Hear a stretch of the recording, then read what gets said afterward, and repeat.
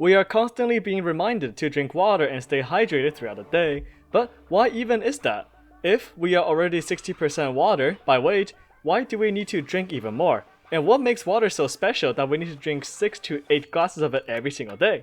So in this video, we will go over the properties of water that make it important to us, the function of water in our bodies, and what happens when we don't drink enough of it.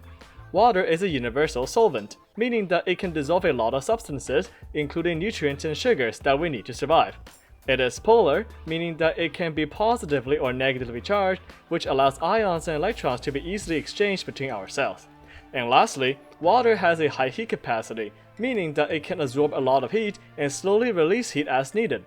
This makes water a fantastic regulator of temperature, since it can help us cool down when it is hot and lose our body heat slower when it is cold. Luckily, such an important molecule is non-toxic to living things, so it is safe to say that water makes life possible in the first place, hence why we love finding water on other planets.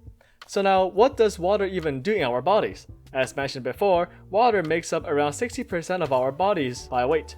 But more importantly, it makes up around 90% of our blood plasma, 80% of our lungs, 75% of our heart and brain, and even 30% of our bones. Whenever our cells use up energy, a water molecule is required, and to keep a heart pumping or brain thinking, a lot of water is used up for those vital organs. Using the properties mentioned earlier, water also helps our body to transport nutrients and waste, produce sweat to regulate our internal temperature, and lubricate joints to help us move.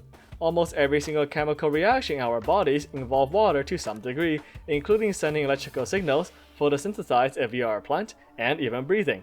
In those processes, we lose around 2 to 3 liters of water every day, which is why it is so important to keep being hydrated.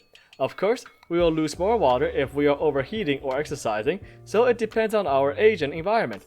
We need to make sure that we are always fulfilling all the water we have lost throughout the day, or else dehydration will quickly kick in. When we are dehydrated, our brain functions slower, we feel more tired, damage our cells from waste buildup, and even die if we lose around 20% of water. This is why we can't live without water for more than 3 days, as our body needs water in every way possible.